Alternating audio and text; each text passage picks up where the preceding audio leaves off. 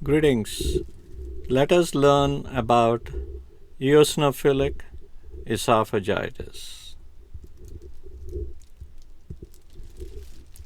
So there are a number of different reasons for difficulty swallowing or dysphagia.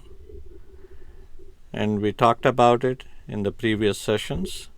And when it comes to the reasons for dysphagia, when the food gets into the esophagus and is having trouble going down, one of the reasons is eosinophilic esophagitis.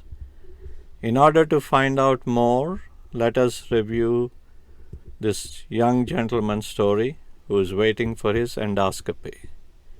He is 25 years of age. He has suffered with allergies all his life and also asthma. And he started having difficulty swallowing food for the last few months. He reports having had choking spells and one episode of a chicken sandwich getting stuck in the esophagus that required an emergency room visit and endoscopic removal in the emergency room. So this is a classic story of a patient with eosinophilic esophagitis. When you take him up for endoscopy, this is what you see.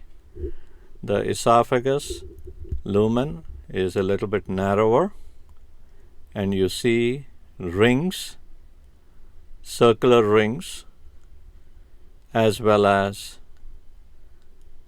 longitudinal necklace type grooves that are the hallmarks of eosinophilic esophagitis. And when you see this, you want to confirm the diagnosis of eosinophilic esophagitis by taking biopsies.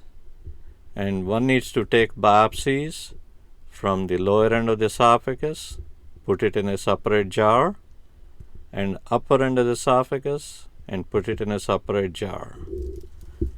When the pathologist looks at the pieces, he will make a diagnosis based on the number of eosinophils in the mucosa. In addition to making the diagnosis, if you want to help the patient with improving his swallowing, there are a couple of things.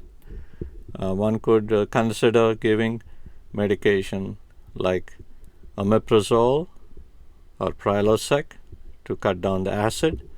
In some, that helps. In others, they may need a steroid swallow to cut down the inflammation. It's similar to the steroid inhalers that asthma patients take. Instead of inhaling, they swallow the puff of steroid inhalation.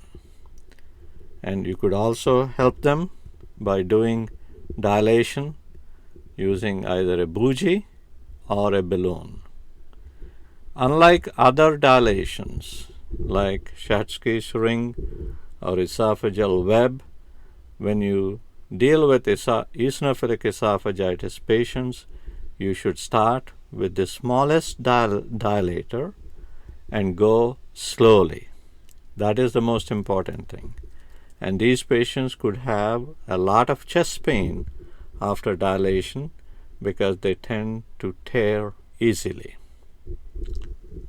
And we will talk about how to do these dilations in another session.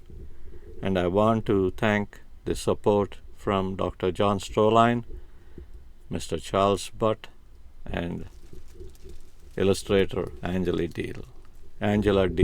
Thank you.